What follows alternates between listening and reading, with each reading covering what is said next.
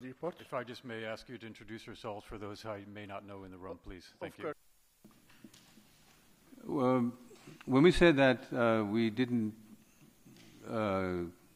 receive any cooperation from the Myanmar government, this was in terms of being given access to the country. Now, informally, there was a reaching out of sorts by the government of Myanmar. We were contacted by envoys that were sent out by the state councillor to discuss and to perhaps present their version of the story, the issues.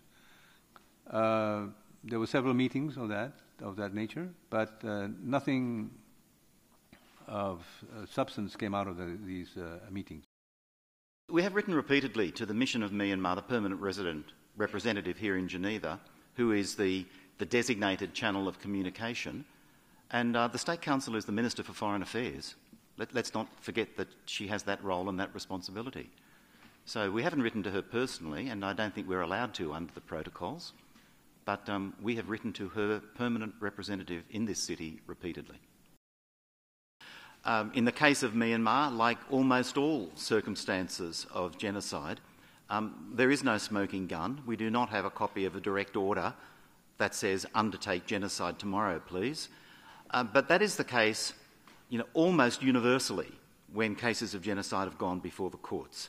The intent has to be inferred from the surrounding circumstances. The two relevant things for us are first that the kinds of circumstances are of a nature, the kinds of circumstances that in other cases have been found to constitute or enable the inference of intent to be found. And second, in Myanmar there is a very clear chain of command, and there is no doubt in our minds whatsoever that what we saw happen in Rakhine as a whole would not have happened without it firstly being within the knowledge of the senior military leadership, and secondly, under their effective control.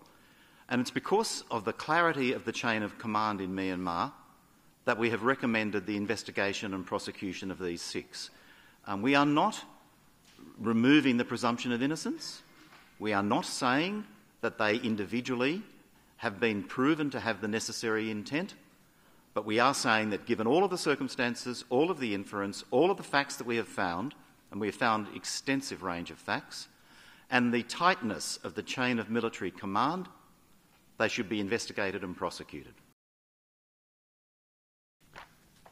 Now, some people would say that this requires the stepping down of the commander-in-chief, immediate effect.